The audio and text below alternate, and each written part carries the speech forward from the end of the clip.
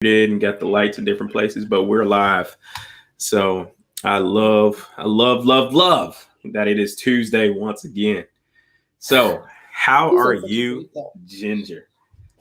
Lawrence, I got better because I get to spend part of it with you. You are a lighthouse, my friend, and lighthouses are the ones that steer others forward. Before we went on air, we were talking about how you got into the service. It's always interesting. Super grateful. Thank you. I wish that everybody was conscripted, actually. Even though I don't know how good I'd take orders, but it would be, it's character building, and there's a lot of great things about structure in leadership. And today's topic, I believe, is a capital D for discipline. Yeah, right? Buddy. Yeah. So tell us, Uncle Lawrence, tell us a story about discipline. Oh my gosh. So I don't know if many of you know, I'm one of 7 kids.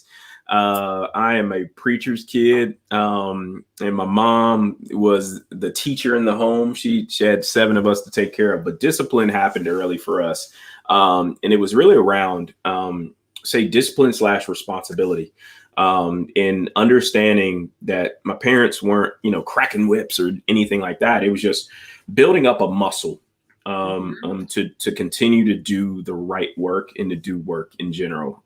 So I got introduced to discipline. My father, educator, 30 plus years, coach, and just him watching him and observing what that looked like with him interacting with his athletes and them engaging with us on a daily basis, and just that discipline to do the right things every single day, to build a habit, to build the right behaviors. Got introduced to that early. So a lot of people think because I was in the military, that came from the military. That military just enhanced everything that happened through my childhood and what I was raised with.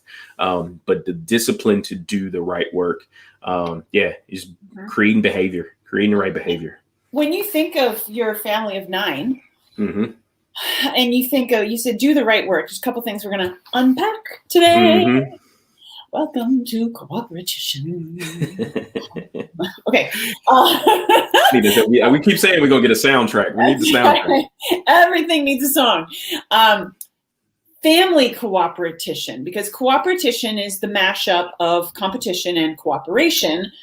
Family can be a perfect case study. And no matter what your family is like, family's a funny thing, right? We know this. We're going to talk about that another time. But when you think about the cooperation of discipline and doing the right work in your family, how did that inform your growing up, Lawrence? It made me always question the emotion and the feeling tied to what I was doing, and making me answer is this worth my time and energy question. And a lot of times as a child, I didn't understand why we were at this nursing home, while we were cleaning up, helping somebody clean up their house, helping senior citizens or whatever it was, any number of things. But then it kind of culminated, for me, it was kind of a birthing, if you will, of one day. It was winter in Ohio. Snow is prevalent. And we were riding down the road, and it was me, my little brother, and my dad. And we were talking about working on the right work, and looked over, and there was somebody stuck in the snow. And probably seen people before. Oh, somebody will help them. Well, my dad looked at us, me and my brother, and he goes, do we help? And I'm like, do we help? And me and my brother, because of what the reps and the muscle being built and the discipline and the rest of that, and then the diligence, we're like, yeah, we help. And so he's like, all right, pull it over. And we help this person get unstuck. And for me, it planted something even deeper, and the roots grew even deeper around the right work. And as I transitioned out of the Army, and I was like, oh man, what am I doing with my life? And I began to connect with what felt right. Am I working on the right work? It goes to this crazy quote I have on the wall by Benjamin E. Mays is, It is not a disaster to be unable to capture your ideal, but it is a disaster to have no ideal to capture. And so to think about our lives as we think about diligence and discipline and what's the right work look like for us, it's do you have something to capture? Right? Is the way that you live your life something that someone should catch, or should they throw it away? And so for me, I always want to be impactful. Like you said, I just don't want to be inspiring. I want to be impactful. And every time someone encounters me, did I leave a lasting impression? Good, bad, and different. They get to define. They get to choose what it means to them. But I want them to have felt something. Their life is different because they experienced me. So that's where I'm at with it. So then with your family, I love that. Do we help? Like, what a profoundly simple and functional question to ask yourself. Like, that could be on billboards, and the best pop-up is, do you help? Yeah. Yeah, there's no pharmaceutical company here. It's like right in here. Yep. Do we help? It's 3 simple words. I think that's the first like juice bomb here, is that ask yourself, do you help? And I bet, tell me what you think about this. I bet some people want to qualify that. Mm-hmm. Definitely. And you got slightly smirk on your face. Like, okay, so that's okay, because you know what your parameters are. At the same time, that's such a big question of, do we help? Okay, so then we help. And there's always a way we can help. And I think of cooperation and the whole idea of putting that in team and your family. And it doesn't matter who the group of people are. Your squad, your office, your team, your family, your dogs. It doesn't matter who you are. Yeah. But when you look and you see that there's a call to action, that there's something you could contribute to make something better, whether it's an obvious call for help or it's a subtle or something sticks, or, there's all kinds of signs this manifests as, like, oh yeah, that's what it is. Do I help? I love that, Lawrence. That's so good. Did you find a sense of healthy cooperation in your family? Are you referring to Kinston, your brother, Kinston? Yeah. Okay. And did you find that there was some healthy jockeying in the family growing up? Definitely. So it's funny, and particularly around introduce the word privilege to this conversation, particularly as being raised, and me and my brother, the youngest. So we have 5 older sisters. And so them watching us and being in competition with us, they didn't have a chance. They didn't have a chance. Like me and my brother, we acknowledge it. Like, we're aware that we're the boys. Like, I'm named after my dad. Like, there are just some things that short of killing somebody, I pretty much probably could have got away with it. And he's the youngest. He's a baby boy. So there are some things he really could have got away with just because of where the position in the family. And I would tell you that competition and that understanding of value, though, was prevalent throughout our family, and what was important to us. Even if agree or disagree, it didn't matter. You were going to get told when you're out of line, or when you were kind of hedging and not providing your best or doing your best. And to this day, we have those conversations, and particularly me and my brother, when we're, as business partners, and, starting THG, the Henderson Group, and what does that look like for us as we push each other to be better? I mean, who knew me leaving the military would put me and my brother on parallel paths of training, development, and speaking? But the big brother had to go first. I had to be the first one on the TEDx stage. And then a year later, he's on the TEDx stage. But it's that healthy, hey, what are we going to do to continue to push each other? So I loved being a part of a large family, and having that opportunity, particularly being on a life path and parallels with my brother. Your oldest sister, what's her first name? Renata. Yeah. Does Renata, what do you suppose Renata, no, you're not Renata, I know this, but what do you suppose Renata's take on family cooperation is for the Henderson 9?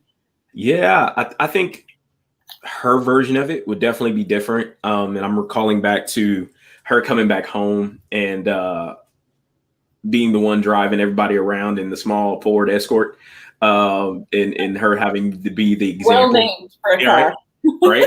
Ford Escort. That's exactly what she was driving, and all seven of us squeezing in this Ford Escort. But I believe for her, the vantage point is different, right? Like she's looking from all the things that she had to endure as the oldest, but then the kind of maternal instinct that she also inherited by watching out. And again, she had a choice, right? We always say people have a choice in how they'll respond to those things. And I think for her, the vantage points definitely was different. Seeing everybody kind of behind her experience life differently. But then also I very, very vividly recall you need to experience it, and you and her not being a savior, if you will, and letting you get your bruises and your bumps for the decisions that you made. And I believe that was the first encounter of active responsibility is when engaging with her as an older sister, and her allowing us to feel our feels and feel our lumps and all the rest of that. So yeah, that's kind of the vantage point she came from. Do you think the discipline was different for Renata than it was for you? Exponentially. Yeah. And so when we think about discipline from the cultural standpoint, particularly growing up, I'm from a very religious background, Pentecostal Assemblies of the World, where she grew up very traditional, skirts only, no makeup. I don't recall her wearing lipstick. So you weren't allowed to wear skirts or makeup? Me, no, not at all. Man, Lawrence, that is hard. I don't know how you made it through. I'm telling you, it was a struggle. Struggle bus over here. I want to see some pictures. Well, and again, so as we think about all my sisters are older than us, growing up in that environment, and then boys come along, and so that's really where you see the gender kind of nuances of life, particularly in church and just the way we grew up. It was just like conversations that we didn't have to have. Like we just didn't have to have them, where my sisters, like, we're watching them get conversations around boys and other stuff like that. And I was like what kind of conversations? Well, just what you need to do in public kind of conversations, right? Or how you need them as boys? I can't recall getting them. Outside of be respectful, open doors, all the traditional things to be a gentleman, be chivalrous, be all we got that. But it was in modeled form. It was occasionally a pop in the head accompanied it when it didn't happen. But it was like, hey, you always open doors. Hey, you always say please and thank you. You always say sir and ma'am. But my sisters, it was more of the traditions and the nuances, the folklore and tribal wisdom things that got applied to them in the environment that we grew up was definitely more prevalent for them than it was us. For folklore and tribal wisdom. I always take so many notes in our conversation. This is fantastic. So fast forward to right now, you're still have a great family, good connections. You have retired from the military. Thank you again for your service. Thank you everybody who is listening, who has served our fine country. Lots of people like myself are grateful. Started your own business, have done a variety of different things, including your TEDx talk and so forth. So right now you're working with teams who want to improve the health of their culture. Now, let me ask you this then on the discipline front. Great word to guide us today. I recently was talking with a good colleague of mine, and she said, culture isn't something you can make. Culture is internal and first. And I thought, oh, that's a great way to think about it. You can't just pour the culture sauce over something, right? And say, oh, there you go. It's all fixed until the next flavor of the month comes along. Now, I know you're not the flavor of the month. It's not your style. And that's not what's going to make lasting change. What is the discipline around reinvigorating or developing strong, positive culture? I know this is a really big question. I know you've got this, Prof. Yeah. What would you respond to? Yeah. So the part for me is when we think about any program in state outcomes and all the rest of that, you want to identify what's what are the things that are not desired, right? And when you talk about having and creating a discipline around anything, what are you trying to shift, change? And so we can change behavior. And so what are you seeing? What are you experiencing that you're now saying is it no longer fits, right? Because at some point for it to become a behavior or a habit, it's been acceptable, right? Somebody's accepted it. And so when you're talking about culture and we're talking about certain things, what do you want to see? And it's past the cute words, the pretty posters. What are you desiring to put into practice? And then beginning to build out what are the activities and what are the things we're going to acknowledge as good or improvements on what we want to see on a daily basis. And I believe that's where a lot of organizations get stuck, is they don't clearly define the behaviors we desire to see. And so what ends up happening is we say, ooh, I love the way Ginger does her hair. And so mohawks is what it's going to be for everybody. And then somebody comes with their version. They come with a mohawk, but they color it blue. No, we want mohawks, but not blue mohawks. But wait a minute, you didn't tell me they couldn't be blue. Exactly. But then the association, the nonverbal association of, hey, we said mohawks, but what? They did that wrong. Well, who said it was wrong? And so when you start to begin to create these subcultures and these sub elements that are unspoken, and that's where the folklore and tribal wisdom stuff comes from. Well, Ginger's version of the mohawk is the best, according to who? Right. And so for organizations, you need to get really clear, right? Nobody says perfect. Get clear on what right looks like, but then let everybody else know that as a team, we will develop this moving forward, and that this is growth. This is what growth looks like, right? You've been married for just a couple years.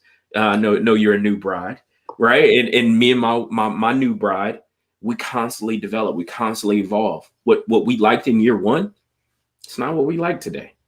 And so organizations need to feel that same way about employees. What I loved about the organization in year one, that's not going to keep me here. It's not going to keep me here. I evolve. Right. I evolve in those things, and particularly around our disciplines. And one thing why I tell people quit people. They don't quit organizations. Right. Something changed in the behaviors of the people and how they were experiencing an organization. So to somebody, some value, some underlying value, more times than not, was unspoken. Something got violated or something got pricked to begin to have them question if this is the place for me. Mm-hmm. And so when we think about discipline and we think about the diligence in the way that we do our business on a day-to-day basis, we have to continually be prepared to check in with people. And there's a discipline to asking for feedback. There needs to be a cadence of how we're collecting data, not only on what are we doing right, but what are our opportunities for development. Living life is an active sport. It's a contact sport. It's an active contact sport. Yes, it is. Yes. The discipline, I think there's a fresh way to look at discipline. Mm-hmm. Some people could probably see discipline as negative or the gatekeeper, the stop. Like, okay, this is only what you can do is one way you could do it. That's the fixed mindset, as we both know. But the growth mindset around discipline could be, oh, look at that. Look at these parameters. Look at the arena I can be in and everything I still can choose from: diligence, constancy, collective effort. You say people don't quit companies, they quit other people. Mm-hmm. Or other there's so many things. We know that people walk away from entities of all makes and models, all tax statuses, because of dissatisfaction of some sort. And I love how you've talked about this. This helped me think about discipline in a different way. I didn't have a negative connotation. At the same time, it'd be easy to say discipline is a negative punishment, or discipline is a negative, rigorous outcome. But really, discipline can be this concept. The concept's the wrong word. Discipline can be the idea that, oh, if I'm disciplined, I can pursue excellence and I'll reach excellence better. Discipline can be that we help, just like your dad said. Discipline can be the foundation of productivity, because we're not going for busy, we're going for productive, right?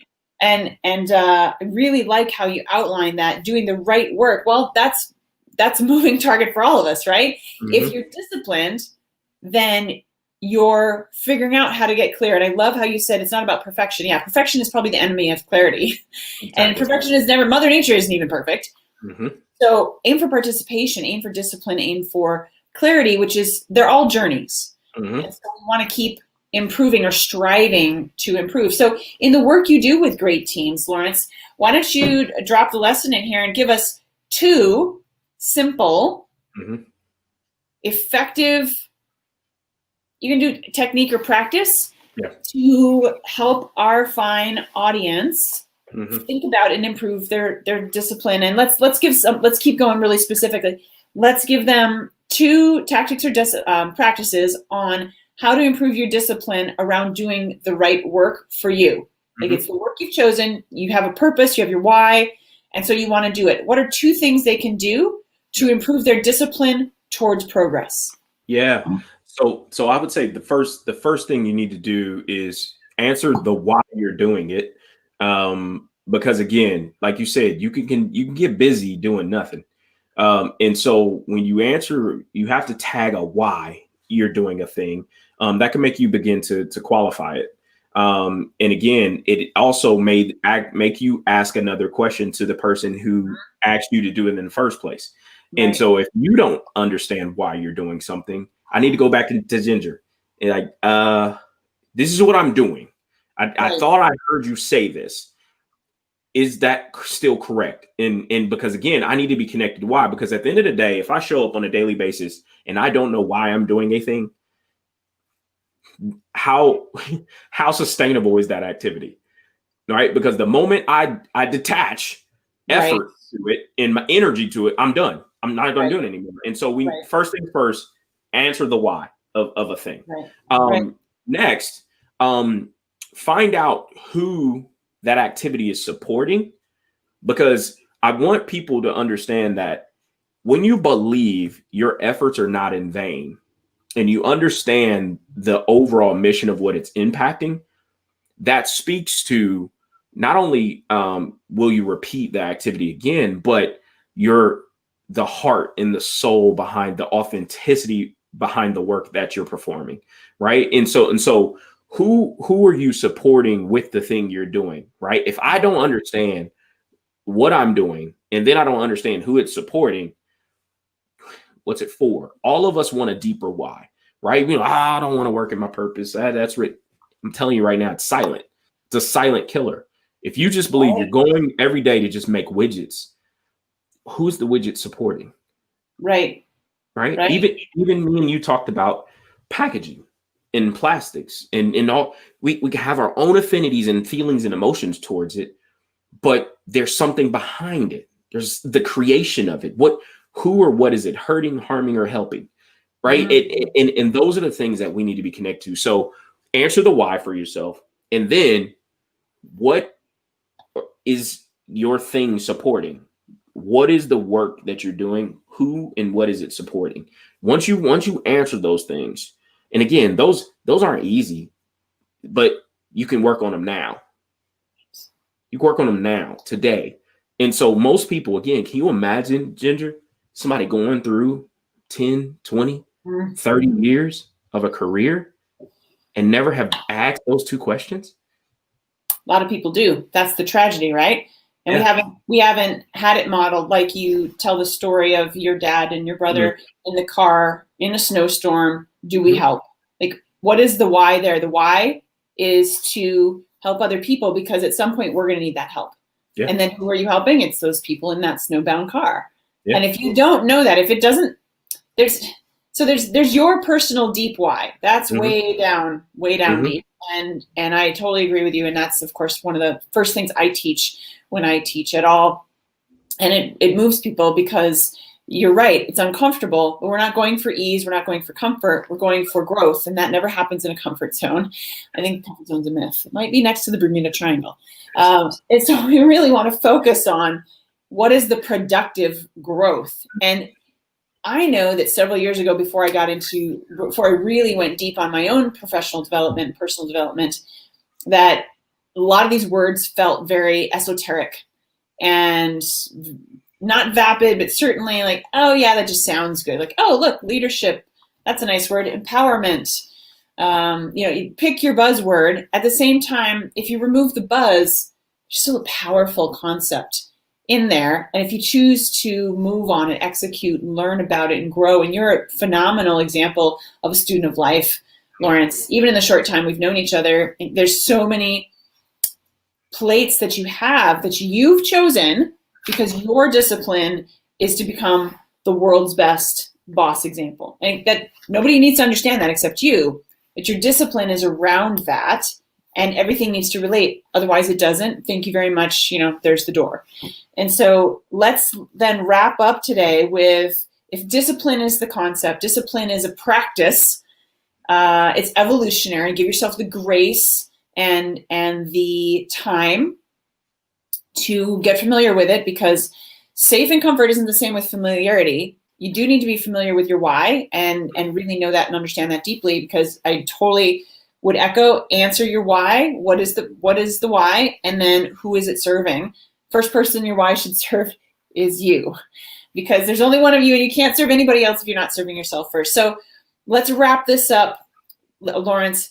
Let's give people a call to action. You gave them 2 things they could do today. Let's give a real life example. So for example, let's use you. You're going to go back into teaching workshops today, which is fantastic. How will discipline fuel you forward, Lawrence? Discipline will fuel me forward by staying present with the students in the process.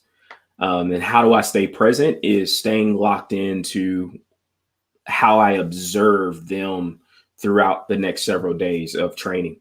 And so when I see and when I observe someone, and even in our conversations, I'm watching for the light bulb moments, or I'm watching for the smoke coming out of the ears, or I'm watching for staring off into, I have no clue what I got myself into, kind of faces, right? And again, I don't care what anybody says. Me and you have only met virtually. So please understand that. We've gotten into partnership and relationship and connection with each other through means of the internet.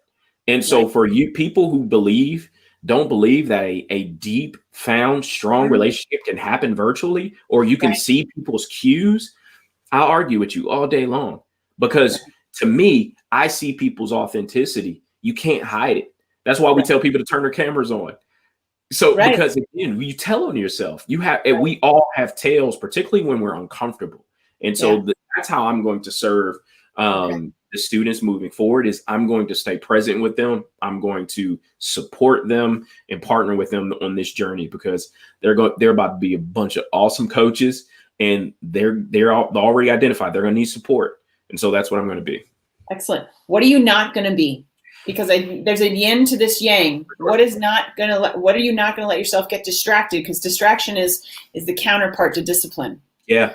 That is believing something else is more important than where I'm at, which I'm a huge believer in. Multitasking is also a myth. That it is research is already done on it, folks. So go get it for yourself. We cannot effectively do multiple things. And so for me, I know they're going to need support. And so the worst thing I could do is get distracted by something else that I believe, even if it's for a minute, believe is more important than their process that they're in. Right on. Turn your phones off, pull your video on. This is not about you. This is about the community and being present. I love that, Lawrence. Nicely wrapped up. Lovely little bow on top of our Cooperatition show. Please be sure to take advantage of what Lawrence offers. Go to his website, bossconsultingllc.net. He's got a world of good waiting for you and your team. He is a world-class coach. Did you know he's getting his PhD? Like, seriously, he's that motivated, that inspired to keep helping all of us. Lawrence, I'm so grateful for you, my friend. I can't wait till we actually get to do this in person. In the meantime, I am grateful for technology. You can learn about me at gingerjohnson.com. I'm a human connection expert. I can help you and your teams take a look at how to connect in constantly changing times. By the way, that's all the time. Let me know how I can help. So go forth, be a boss, keep connecting. We'll see you next time. All right, everyone. Have a great one.